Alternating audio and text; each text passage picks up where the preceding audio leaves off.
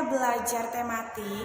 Tema 1 indahnya kebersamaan, subtema 3 bersyukur atas keberagaman. Anak-anak sekarang buka bukunya halaman 129 pembelajaran 1. Indonesia memiliki keberagaman adat istiadat, makanan, permainan tradisional, lagu, tarian, serta lainnya. Kita perlu mensyukurinya karena dapat menikmatinya. Anak-anak, sekarang perhatikan bukunya halaman 133. Nah, di sini kita akan belajar dan mengetahui beberapa makanan tradisional yang ada di Indonesia. Nah, kita bisa lihat di atas itu ada nasi uduk. Nasi uduk ini makanan tradisional Betawi. Kalau di Siantar itu dibilang nasi lemak. Biasanya orang Siantar menyebutnya dengan nasi lemak. Kalian udah pernah makan nasi lemak? Biasanya nasi ini dimasak pakai santan dan pakai daun salam agar wangi. Nah, kalian bisa melihat di bawah ada Ayo menulis. Ini adalah beberapa contoh makanan khas daerah di negeri kita. Nah, yang pertama itu ada sega jamblang atau nasi jamblang dalam bahasa Indonesia. Sega jamblang ini adalah makanan khas dari Cirebon, Jawa Barat. Nama jamblang berasal dari nama daerah di sebelah barat kota Cirebon. Nah, yang kedua itu ada nasi pecel. Nah, ini adalah makanan khas dari Madiun, Jawa Timur. Kalian sudah pernah makan pecel? Biasanya kalau bumbu pecel ini bumbunya itu terbuat dari kacang tanah yang digoreng, lalu ditumbuk ya nak, diulek, dikasih cabai, dikasih gula merah, dikasih garam. Pasti kalian sudah pernah kan makan pecel. Nah, yang ketiga itu ada lontong sayur. Nah, lontong sayur ini pertama kali itu ditemukan di Jakarta dan Jawa Barat.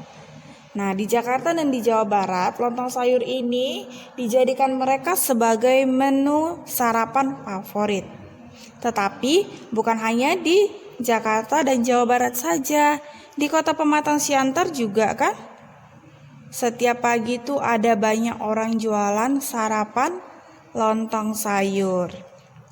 Pastinya kalian sudah pernah kan memakan lontong sayur? Nah, yang keempat itu ada nasi krawu. Nasi krawu ini adalah makanan khas kota Gresik yang terbuat dari campuran nasi dan daging sapi dengan kadar minyak yang cukup tinggi. Dan yang kelima itu ada nasi gudeg. Atau dalam bahasa Jawa disebut sego gudeg. Nah, ini adalah makanan favorit di Yogyakarta. Nah, anak-anak,